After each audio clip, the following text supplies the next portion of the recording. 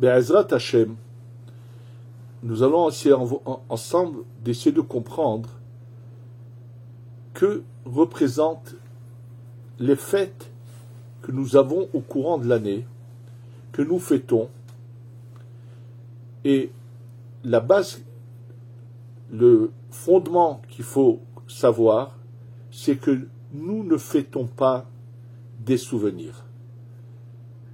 C'est pas parce qu'il s'est passé un événement dans le passé que pour autant, chaque année, on va le fêter, surtout que nous constatons qu'il y a des mitzvot particulières dans ces jours-là.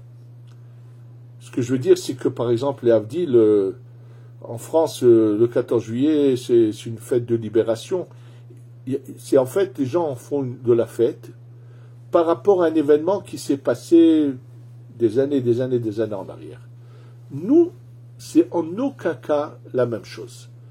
Nous ne fêtons pas parce qu'il y a eu un événement qui s'est passé antérieurement.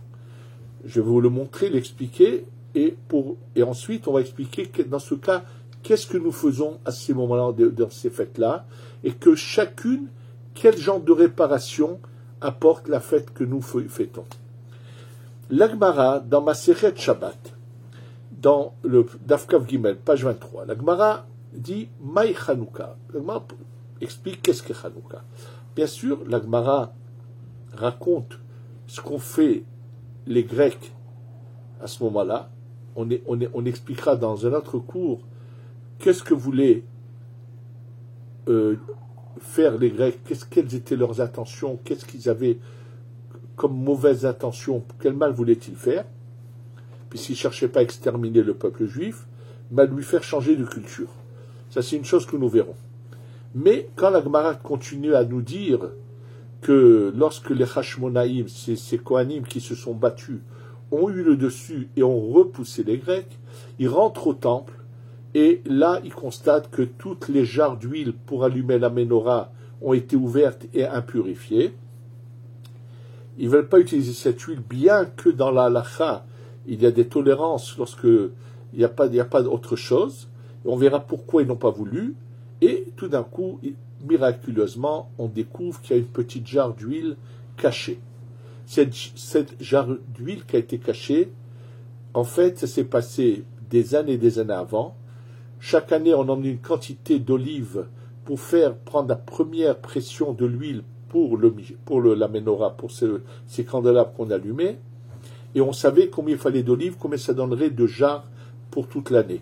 Et une année, lorsqu'ils ont fait cette pression, il s'est retrouvé qu'il y avait encore de l'huile, qu'ils ont rempli une petite jarre différente en mesure des habituelles, et le Kohen Gadol de l'époque avait vu, par une sorte de prophétie, qu'il allait y avoir des événements où ils en auraient besoin. Cette jarre a été cachée, et ils l'ont découverte de manière miraculeuse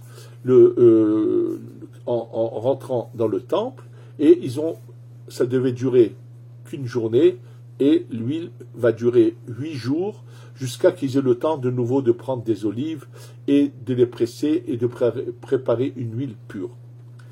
Là, alors à ce moment-là, il est dit l'Eshana Abba'a, l'année d'après, le Sanhedrin qui lui décidait des choses décide que Hanouka se passerait chaque année, que cette fête on la fêterait chaque année.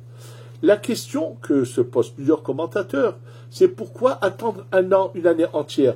Pourquoi, immédiatement après ce miracle où le 25 qui se lève, quand ils rentrent au Beth Amikdash, qu'ils ont trouvé cette petite jarre d'huile et qu'ils ont allumé la menorah et que ça a duré 8 jours, immédiatement après ce miracle, ils auraient pu fixer que chaque année on fasse ça. Or, c'est pas le cas. C'est marqué les Shana Abba'a. C'est-à-dire qu'un an après, le Sanhedrin se rassemble et décide d'instaurer cette fête pour toutes les générations. Sachez qu'il y a eu beaucoup de miracles dans l'histoire dont on n'a pas de souvenir, dont on ne fête rien du tout. Le Ben Ish Chai nous explique qu'en fait, à chaque fois qu'il y a un miracle, c'est-à-dire qu'il y a une lumière d'un très haut niveau qui descend, et qui n'est pas la lumière habituelle. au moment de ce miracle. C'est-à-dire qu'il est évident que cette fameuse année où le 25 qui se lève, les Hashmonaïm, ces Kohanim qui ont le dessus sur les Grecs et qui rallument de nouveau la Ménorah, il s'est passé un miracle, donc il y a une lumière intense qui ressemble aux lumières des fêtes, comme Shabbat, comme le Pessah, comme Sukkot. Ils sentent qu'il y a une lumière intense qui descend, mais le problème est, est-ce que cette lumière, l'année d'après, va de nouveau rejaillir à la même date ou pas? C'est est-ce que ce miracle est rentré dans le temps ou pas? Le temps, c'est un cercle qui revient, qui tourne, et si ça s'est imprégné dans le temps, donc à la même date l'année d'après, on va ressentir la même chose. Dit le Ben Ishraï que les Chachamim, le Sanhedrin, donc les sages de cette époque, se demandaient est-ce que ce miracle de Hanouka est rentré dans le temps ou pas? Donc ils n'ont pas pu le fixer la même année. Une année plus tard, eux qui sont des saints, des grands tzadikim, ils ressentent que la même lumière qui s'était révélée il y a 1 an, au moment du miracle, lorsque la victoire des Hashmonaïm sont rentrés au Beth Amikdash, ont trouvé cette fiole, ils ressentent que cette même sensation de sainteté revient. Donc ils ont compris qu'il fallait fixer ça pour toutes les générations. Alors, ça veut dire qu'on ne fait pas un événement qui s'est passé, mais qu'il y a une lumière qui revient. Et en quoi faut-il la fêter? C'est ça ce qu'on va essayer de comprendre. Il en est de même, quand je vous dis ça, je vous parle pareil avec la sortie d'Égypte. À Pessah, nous ne fêtons pas la sortie d'Égypte qui a lieu une fois, mais chaque année, ce sont des réparations. Alors bien sûr, pour comprendre qu'est-ce que ça veut dire des réparations, il faut que vous sachiez, on va devoir de nouveau expliquer le but de la création. Le but de la création, Akadosh Baruch Hu veut faire du bien, l'hétiv. C'est le but de la création. Et Akadosh Baruch Hu veut faire du bien, mais il veut que ce bien, on le mérite. Que ce ne soit pas le pain de la honte. C'est-à-dire, il nous donne sans qu'on mérite, non. Pour cela, il va créer des entités qui vont avoir un libre arbitre, et comme pas tout le monde va savoir bien gérer ce libre arbitre, il va y avoir des cassures et des brisures. De quoi je parle? Dans plusieurs endroits dans le Midrash, il est dit que Dieu avait créé des mondes et les a détruits. Ayabone olamot ou mahrivan, il les a détruits. De quoi il s'agit? De quelle époque? J'ai eu l'occasion de vous le dire, je vais vous le redire. Il s'agit de cette époque antérieure au premier verset de la Torah. La Torah, quand elle nous dit Bereshit, bara Elohim et hashamayim et haaretz, parle du premier jour de la création. Il s'agit du 25 Elul. Le premier jour de la Torah, c'est le 25 Elul. Sachez que antérieurement à ce 25 Elul, il y a eu des événements qui sont en allusion dans la Torah, d'abord dans Bereshit même, où il est dit Vehaaretz haïta tohu, et la terre était tohu bohu. Et on parle de cette période antérieure. Et comme je vous l'ai déjà dit aussi par ailleurs dans un autre cours, que dans la paracha qu'on va bientôt lire de Vaishlach, où nous allons parler que lorsque Yaakov a rencontré Esav, à la fin de cette paracha, il y a un texte que je vous ai eu l'occasion de vous dire dans d'autres cours, qui n'a pas de sens apparemment. Voici les rois qui ont régné avant que règnent des rois d'Israël. Et en fait, ces versets-là parlent de cette période-là, de ces fameux mondes. En fait, ce qui s'est passé, c'est que Hachem, Dieu, a fait qu'il y ait des sphirotes, des sphères qui viennent et qui finalement arrivent à la brisure parce que à ce moment-là, la masse ne réussit pas dans son bon choix, et donc il y a des brisures, mais qui vont être même assez importantes. Dieu commence à les réparer, va ensuite demander au premier homme, Adam Arishon, de continuer la réparation.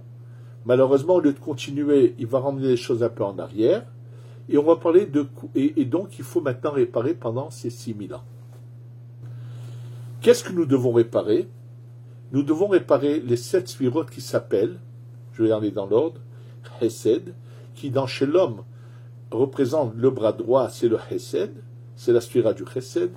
Gvura, bras gauche, Tiferet, c'est le corps.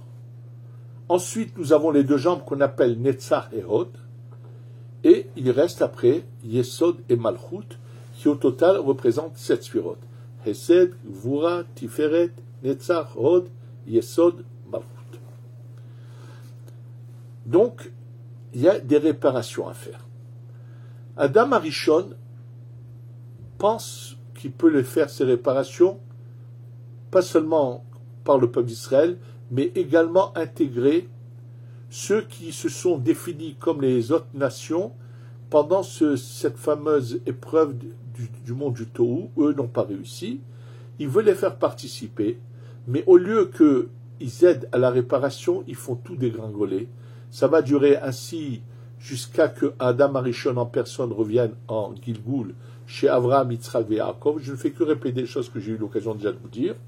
Et la vraie réparation va commencer à la sortie d'Égypte. Sachez que la sortie d'Égypte, c'est la réparation du Hesed.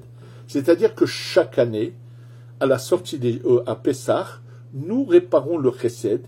Il y a de quelle manière on le répare avec les mitzvot qui concernent ces jours de Pessah, où nous réparons le Hesed. La Gvura, elle va être réparée pendant la période qui commence à Rosh Hashanah et qui se termine à Simchat Torah. La Tiferet est réparée à Shavuot. Ces 3 sphirot, ces 3 réparations sont mentionnées dans la Torah. Et les autres réparations de la suite, nous ne les voyons pas dans la Torah. Elles vont venir à la suite d'événements qui vont se passer. Après l'histoire de Mordechai et Esther à Purim, nous sommes en train de réparer ce qu'on pourrait appeler la jambe droite, le Netzach. À Hanouka, nous sommes en train de réparer le Hod. Et la suite, Yesod ou Malchut, je vais vous le dire tout de suite, et on y reviendra. On ne les a pas encore réparés. Ce sera avec la venue du Mashiach, où nous avons 2 Mashiach, Mashiach ben Yosef et Mashiach ben David. Mashiach ben Yosef, ce sera la réparation du Yesod, du Brit, c'est pour ça que ça s'appelle, c'est ben Yosef, Yosef c'est le Yesod, c'est le Berit, et Mashiach ben David, c'est la Malchut. Alors, bien sûr, pourquoi le Netzach ve'od ne sont pas des fêtes inscrites dans la Torah, comme Pessah, Shavuot, de Rosh Hashanah jusqu'à Simchat Torah, et pourquoi c'est à la suite d'événements, et la question sera encore plus grande par rapport au Yesod Malchut. Alors pour répondre à tout cela, je vais vous dire ce que écrit le Ben Ishraï dans un livre qui s'appelle Benayahu Ben Yoyada. C'est un commentaire qu'il a écrit sur le Talmud.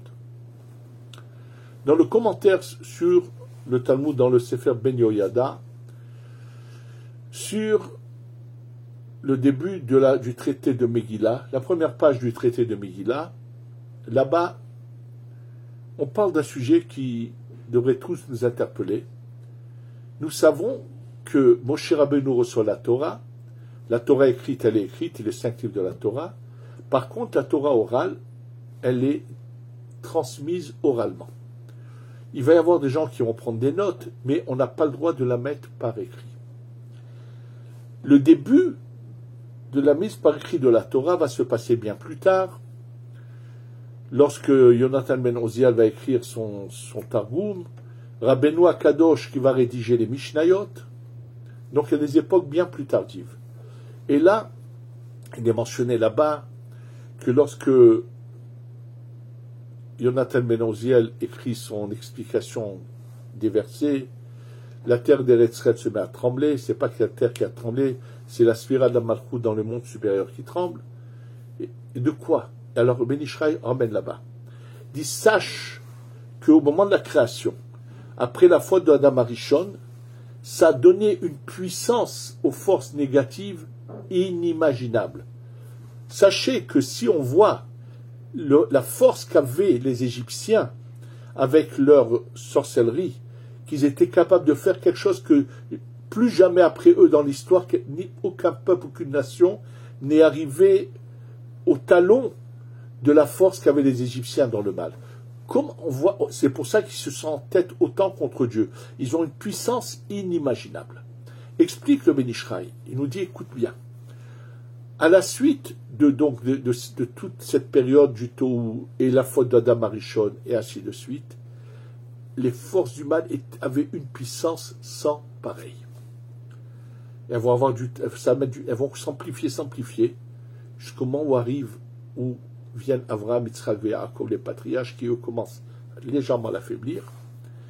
Et en fait, à la sortie d'Égypte, naît le peuple d'Israël, qui est le combat, ceux qui ont la force de combattre et de diminuer.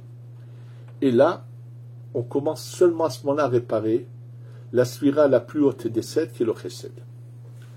Mais à ce moment-là, la Torah écrite, qu'on appelle les 5 livres de la Torah, leur source spirituelle est tellement élevée que même c'est écrit, les forces humaines ne peuvent pas avoir d'emprise. La Torah orale, dont la source est inférieure, celle des 5 livres de la Torah viennent de ce que j'appelle la Tiferet, Zad et Atzilut, la Tiferet qui est un endroit masculin d'un haut niveau où les forces humaines n'ont pas d'emprise. La Torah orale, et sa source vient de la Malchut de la Atzilut, la dernière sphère de la Atzilut, sur laquelle il est dit Ragla Yordot Mavet, c'est-à-dire qu'ils ont une emprise, ses jambes sont dans la mort, ça veut dire qu'ils ont une emprise là-dessus. Donc tout le temps qu'ils sont en puissance, si on fait un acte matériel d'écrire ces choses-là, et qu'ensuite ça risque d'être traduit et passé chez les nations, ça va donner une possibilité aux forces négatives d'avoir une emprise. Au fur et à mesure s'affaiblit cette force négative, et il est permis d'écrire d'abord la Mishnah. Ensuite, il va être permis d'écrire la Gemara et ainsi de suite. En fait, quand je vous ai parlé de ces 7 sphirot, de Chesed, Gvura, Tiferet, Netzach, Hod Yesod, Malchut, il faut bien que vous compreniez que même qu'elles ont été entachées et qu'on doit les réparer, le mal qui a été fait sur celle du bas est bien plus fort que ce qui a été fait sur celle du haut. Donc, à la sortie d'Égypte, où il y a déjà un affaiblissement de la clipa du mal, la Torah nous explique comment réparer les 3 sphirotes qui sont Chesed, Gvura et Tiferet. Ça, on les répare par, comme je vous l'ai dit, à Pessah, c'est le Chesed. De Rosh Hashanah jusqu'à Simchat Torah, nous réparons la Gvura, et à Shavuot la Tiferet. Et, en fait, la suite doit être réparée à un autre moment. Lequel? Lorsque le roi Shaoul est intronisé comme roi, lui qui vient de Binyamin, qui ne s'est pas prosterné à Esav, donc Binyamin a une force supplémentaire par rapport aux autres tribus pour réparer les 2 jambes qu'on appelle Netzach et Hod. Parce que lorsque Yaakov s'est prosterné, bien qu'il avait de bonnes intentions, il n'a fait qu'augmenter la puissance du mal sur ces 2 sphirotes qui s'appellent Netzach et Hod, qui bloquaient la prophétie, puisque la prophétie vient de ces 2 sphirotes qu'on appelle Netzach et Hod. Et donc, il n'y avait pas moyen de réparer. Le roi Shaoul commence à faire cette réparation, puisqu'il vient de Binyamin. Et c'est pour ça qu'il est dit que lorsque le prophète Samuel est avec lui, on lui fait manger une partie de ce qu'on appelle les jambes de l'animal, ça veut dire les parties qui concernent de la viande qui est dans les 4 pieds de l'animal, et qu'avec les cavanotes que lui et Shmuel vont commencer à réparer, en fait, Shaoul, s'il avait fait son devoir de réparer Netzach et Hod, tout de suite, lui aurait été Masher ben Yosef, et David serait devenu Masher ben David, on aurait fini toute la réparation. Malheureusement, lorsqu'il faille à son devoir, il ne tue pas Agag, il ne fait pas ce qu'il faut, bien qu'il avait commencé à réparer, mais il ne continue pas. Et là, le prophète Shmuel pleure toute la nuit en pensant que tout ce qui avait été fait est tombé à l'eau. Aujourd'hui, non, pas tout ce qui a été fait. Une partie de la réparation est bonne, mais il faut la continuer. Et là, à votre grande surprise, vous allez apprendre qui c'est qui va continuer la réparation du Netzach. donc cette sphira qui représente la jambe droite, le roi David. Bien qu'il ne vienne pas de Binyamin, mais par les Télim, il est dit Ne'imot bimincha netzar. Les Ne'imot, ces chants, ces merveilleux chants qui sont les Télim, ont le pouvoir de réparer le Netzar. Mais pas totalement. David prépare le terrain. Qui sait qui va finir par réparer le Netzar? C'est Mordechai à Yehudi, en étant chez Achashverosh, lorsqu'il refuse de se prosterner devant Aman, et pour réparer la réparation de Yaakov qui s'est prosterné, le Netzach commence à être réparé, et chaque année à Purim, nous allons le réparer un peu plus. Mais le Hod, lui, n'est pas encore réparé. Et le Hod, c'est la sphira la plus difficile à réparer. Les Yevanim, c'est l'obscurité, c'est que les sciences qui veulent contredire la croyance en Dieu et montrer que la science est au-dessus de tout. Et leur emprise et c'est ça l'obscurité, le Rocher dont on parle de ce galou, de cet exil des Yevanim, et ils veulent déraciner la Emouna, cette croyance du peuple juif, et les endoctriner dans leur manière de penser, dans leur manière que la science est au-dessus de tout, comme d'ailleurs aujourd'hui, puisqu'ils sont persuadés qu'ils ont les réponses à tout, avec les fameuses théories de Darwin, et ainsi de suite, alors que tout est faux, et on a eu l'occasion de le prouver, c'est pas important. Donc, il se passe un événement où il y a un combat. Et là, qu'est-ce qu'ils veulent? Ils ne veulent pas détruire le peuple juif, ils veulent l'endoctriner. L'huile d'olive représente la sagesse, la chorma de la Torah. Ils veulent impurifier. Ils ouvrent les jarres, ils prennent un rat, ils touchent à l'huile. L'huile va être serrée, il n'y a plus d'authentique, une chorma, une vraie sagesse sainte. C'est ça ce qu'ils veulent. C'est pour ça qu'on ne veut pas utiliser cette huile à tout prix. On veut montrer, il y en avait qui malheureusement dans le peuple d'Israël qui se sont laissés embobiner par cette culture grecque et commençaient à la suivre. On les appelle les Mityavnim.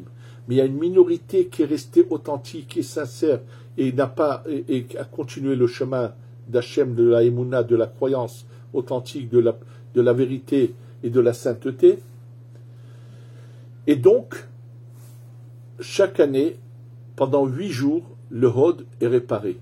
Et comme le Hod, c'est la sphira qui se trouve dans les ténèbres, la mitzvah d'allumer la Hanoukia vers le bas, c'est de montrer, de faire descendre la lumière même au plus bas et éclairer les ténèbres. C'est pour ça qu'il faut absolument allumer à l'heure. C'est-à-dire, nous n'avons ce pouvoir qu'au début de la nuit, dans la première demi-heure de la nuit. Donc, comme le dit le Harizal, à l'ashkia, c'est-à-dire qu'il faut voir dans les calendriers à quelle heure se couche le soleil. Je vous donne un exemple, à Yerushalayim, 16h40, c'est coucher du soleil officiel. 10 minutes après, nous allumons. C'est l'opinion du Rav Ben Sion Shaul. Selon le Rambam, il faut faire très attention à cela. Et là, en fait, chaque année, on est en train de réparer le Hod. Et lorsqu'on aura fini de réparer le Hod, alors, on pourra passer à l'étape suivante, Yesod de Malchut, qui sont la venue du Mashiach.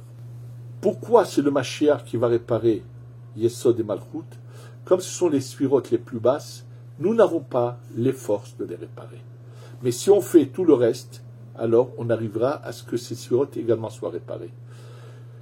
Donc, en fait, la réparation du Hod de Hanouka, c'est de faire jaillir la lumière pour qu'elle repousse les ténèbres.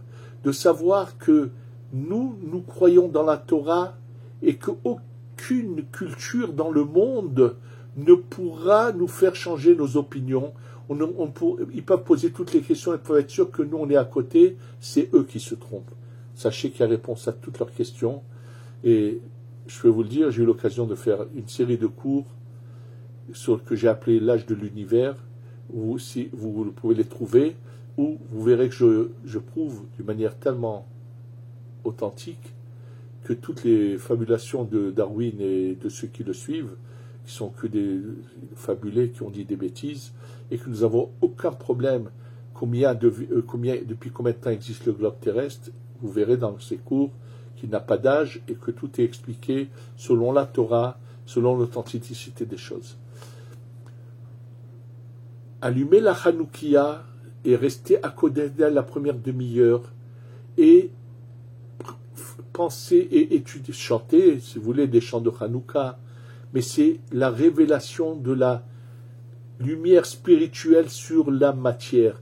C'est la raison pour laquelle, à Purim, où c'était le corps qui était menacé, les Chachamim ont instauré des repas, des cadeaux, tout ce qui a été instauré sur Purim. Par contre, à Hanouka, le dit le Shulchan Aruch, aucun fait matériel n'a été instauré. C'est-à-dire faire des saoudot à Hanouka n'est pas la source de ce qu'ont instauré les Chachamim. Ils ont instauré une fête de spiritualité. Les Hodot ou les Hallel. Remercier à Kadosh Baruch Hu. Les Hodot, c'est du mot Hod. Le Hod, c'est cette sphère-là qu'on répare. Et de dire du Hallel. La lumière. Comme c'est quelque chose qui doit être déconnecté de la matière, on ne doit pas se servir de ces lumières comme un instrument d'éclairage matériel. On n'a pas le droit, les shtamesh bahem, on n'a pas le droit, on doit les rotam bilvad, les regarder, faire que cette lumière nous pénètre et nous aide à faire dominer notre neshama, notre âme de l'autre, cette part divine qui est en nous, contre tous ces esprits de l'obscurité, de l'Occident, qui pensent qu'avec sa science, il veut dépasser Dieu, mais alors qu'il n'a jamais rien compris. Et c'est ça. Donc chaque année, on répare le Hod. Si on le répare bien, on ne fera que vite le finir. Et dans ce cas, la réparation du Yesod de Malchut, Mashiach ben Yosef et Mashiach ben David, viendra, et on passera à l'étape d'après, et on montera aux sphirotes qui sont au-dessus du corps, et on travaillera à un niveau bien plus élevé, qui est la prochaine étape, et dans laquelle il y aura également un libre arbitre, mais à un autre niveau, et il n'y a aucune fin à ces niveaux où on va aller de niveau en niveau, et qu'on puisse le voir bientôt, Bebera Biyamenu, avec la venue de la Géoula, Shlema du Mashiach. Amen, Ve Amen.